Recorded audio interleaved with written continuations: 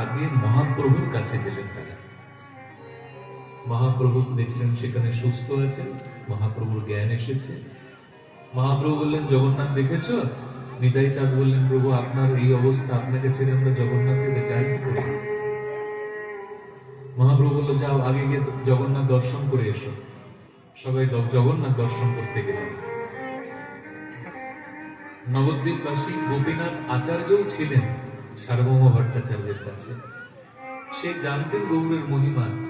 সে বলল, সার্বভৌম, এই গৌর কিন্তু কোনো সামান্য ব্যক্তিত্ব না, সাক্ষাৎ ভগবান সে। সার্বভৌম ভট্টাচার্য বলছো, কি তুমি মূর্খের মতো কথা বলছো? আরে কলিযুগে ভগবান এত শীঘ্র আসে নাকি? ভগবান আসলে তার তো শাস্ত্র প্রমাণ আছে। তখন গোপীনাথ আচার্য বলছে, কেন তুমি জানো না মহাভারতে কি বলা আছে?